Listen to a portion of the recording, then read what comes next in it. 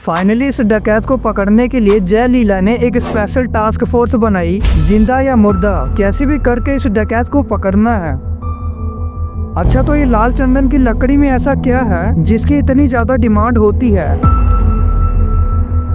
जिसके लिए लोग अपनी जान को भी दांव पे लगा देते हैं। ये विजय कुमार साल 1985 से 1990 के बीच then prime minister Rajiv Gandhi के स्पेशल प्रोटेक्शन ग्रुप यानी कि एसपीजी का हिस्सा रह चुके थे। धोखाधड़ी से इस डकैत ने पी श्रीनिवास का सर धड़ से अलग कर उनकी हत्या कर दी।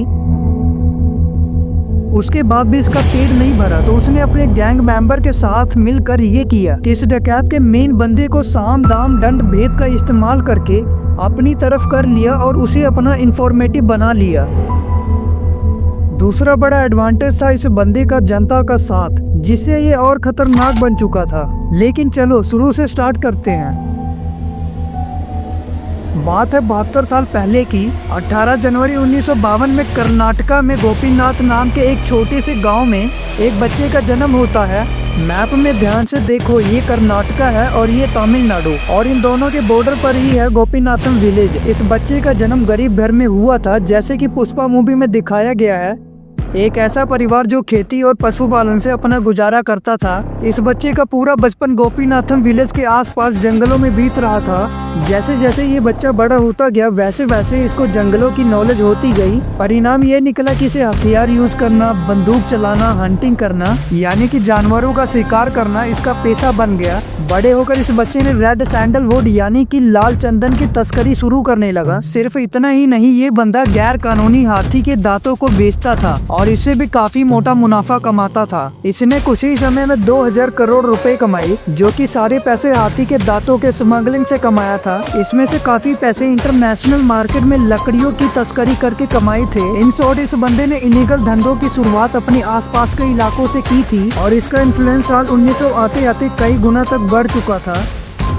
कहा जाता है कि ये बंदा उन जंगलों में सरवाइव करने के लिए इतना फिट और परफेक्ट बन चुका था कि सिर्फ आवाज सुनकर बता देता था कि कौन सा जानवर आ रहा है और कितनी दूर पर है। इन शॉर्ट कह सकते हैं कि ये बंदा जंगल का दूसरा मोगली था। ये जंगलों के रग रग से वाकिफ था। अब जाहिर सी बात है कि कर्नाटका, तमिलनाडु और केरला के जंगलों में इतना कुछ हो रहा था तो पुलिस शांति से बैठी होगी नहीं। पुलिस भी अपनी पूरी कोशिश कर रही थी और अपने हाथ पैर मार रही थी। पर मुद्दे की बात यह है कि पुलिस इस बंदे का बाल भी बांका नहीं कर पा रही थी।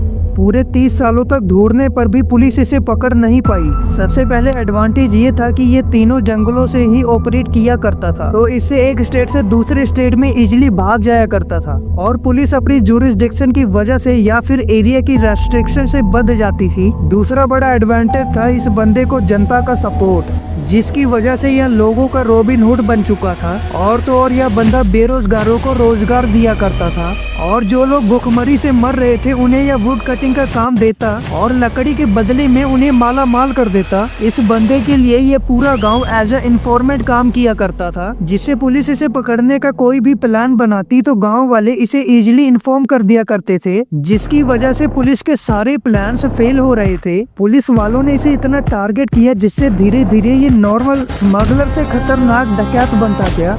एज ए रिजल्ट इसने आने वाले 5 सालों में ऐसा गुनाह कर दिया जिससे पुलिस को विश्वास ही नहीं था। उल्टा पुलिस ने इस पर 1 करोड़ रुपए जिंदा या मुर्दा पकड़ने का ऐलान कर दिया। सन 1984 में इसने एक डिनर पार्टी ऑर्गेनाइज करवाया। हाल में ही ये 32 साल का हुआ था। इस बंदे का माइंड सेट कुछ इस तरह का था कि उसे किसी के अंडर काम करना ही नहीं है। डिनर पार्टी में इसने सभी लोकल डकैतों को ये कहकर इन्वाइट किया कि तुम्हें सिर्फ दावत पर बुला रहा हूँ, कोई भी हथियार नहीं होगा, तुम्हारा भी और मेरा भी। मैक्सिमम सभी डकैत दावत के लिए मान गए। उस रात बढ़िया खाने पीने के साथ कुछ ऐसा हुआ जिससे यह इंटरनेशनल डकैत बन गया।